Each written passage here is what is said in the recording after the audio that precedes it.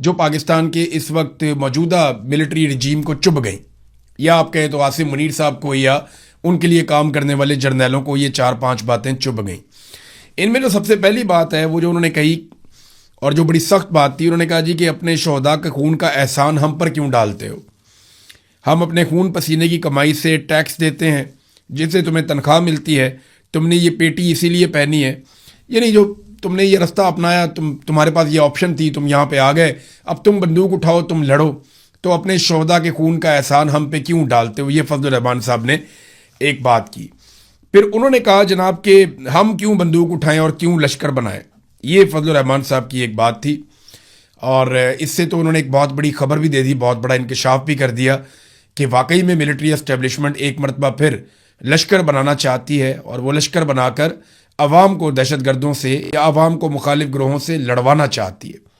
और ये जो इस वक्त बलूचिस्तान में कत्लेआम हुआ पुलिस वालों का, वो लवाकिन क्या कह रहे हैं, वो भी इससे मिलती जुलती बात कर रहे हैं। मैं उनके ऊपर बाद में जाऊंगा, फजलुर रहमान साहब की बाकी बातें।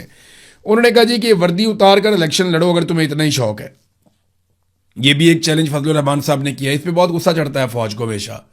वो ये कहते हैं कि आप अनकंडीशनली इस बात को तस्लीम करें कि हमारा जो चीफ है या हमारा जो आर्मी चीफ है वो पाकिस्तान का सबसे मकबूल आदमी है, वो है पाकिस्तान का सबसे बड़ा हीरो। इसको आप अनकंडीशनली आप मान लें, इसके रास्ते में आपने कोई रोड़े नहीं अटकाने।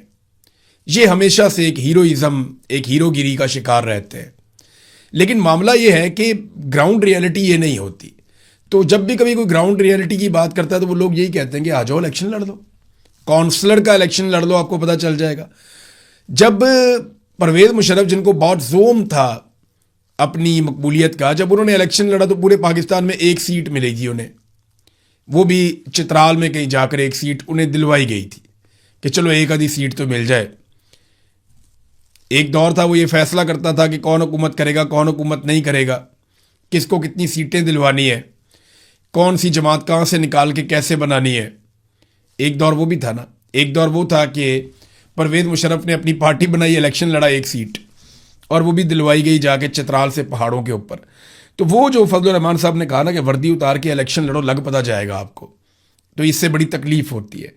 फिर उन्होंने कहा जी कि ये जो मिलिट्री एस्टेब्लिशमेंट की जितनी हिकमत अमली है या उनका जो बयानिया है वो मुकम्मल तौर पर तबाह हो चुका है, अमन व अमान नापैद है।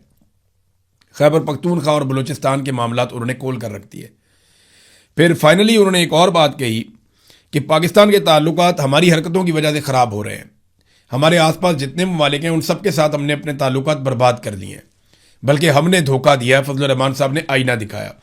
अब इस बात पे ना बहुत गुस्सा आया, और सारा का सारा सोशल मीडिया के ऊपर जितना गंद बला इकट्ठा किया था मिलिट्री एस्टेब्लिशमेंट ने, काला चैनल बनाया, बहुत सारे लोग उसके अंदर हायर किए, बहुत सारे टाउट्स बनाए, बहुत सारे लोगों को अपने साथ इकट्ठा किया, हम ख्याल ग्रुप्स बनाए, उन सारों को फजलुर रहमान के ऊपर छोड़ दिया गया।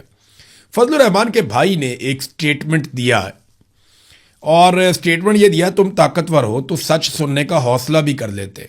अपने पेरोल पर रहने वाले डिजिटल चैनल से ज़बरदस्ती ट्वीट्स और पोस्टें करवाने, बल्कि गालियां दिलवाने अपने लय पालक सियासी वर्कर्स और अपने नौकर साहिबान जुब्बा व दस्तार से फजलुर रहमान को गालियां दिलवाने से बेहतर था कि जो उन्होंने कहा उसका जवाब देते। बलूचिस्तान, खैबर पख्तूनख्वा, फाटा, सिंध, कश्मीर, सब पाकिस्तानियों को अमन देना किसका काम है? तुम्हारा काम है। वर्दी किसने पहनी है? तुमने पहनी है। अवाम के टैक्स से तनख्वाह कौन लेता है? तुम लेते हो। जंग और फसाद में लड़ने और जान देने का हलफ कौन लेता है? तुम। तो लश्कर बनाकर बंदूक बरदारों से कौम क्यों लड़े? बंदूक बरदारों के खिलाफ बंदूक कौम क्यों उठाए? अगर लश्कर बन भी गए तो तुम्हारे पास तो किले हैं, बंदूक है, टैंक हैं, जहाज हैं, उनके खिलाफ लड़ने का आईनी और कानूनी इख्तियार है। लेकिन इस लश्कर और इस कौम को अब और बाद में तहफ़्फ़ुज़ कौन फराहम करेगा? ये बात ठीक है। मैंने आपको पिछले वीलॉग में कही थी कि इससे पहले जितने लश्कर बनाए गए ना, उन लश्करों ने दहशत गर्दों का खात्मा किया, बल्कि ज़्यादा लड़ाई लश्करों ने लड़ी। फ़ौज तो लड़ाई इतनी लड़ती भी नहीं थी। दहशत गर्दों का वो क्या मुकाबला करेगी अपने इलाकों के अंदर, अपने शहरों के अंदर? उन्हें तो वहाँ समझ भी नहीं आती थी। उन इलाकों के बारे में जो लोग जानते थे उन्होंने लश्कर बनाए और वो दहशत गर्दों से लड़े। लेकिन हुआ क्या? बाद में उनका कत्लेआम हुआ। दहशतगर्द तो उस वक्त हार गए, लेकिन बाद में टारगेट किलिंग शुरू हो गई, और उस लश्कर में शामिल लोगों को एक एक करके कोई बाजार में जा रहा है, कोई गाड़ी पे जा रहा है, कोई कहीं जा रहा है, कोई ट्रैवल कर रहा है, कोई घर में है,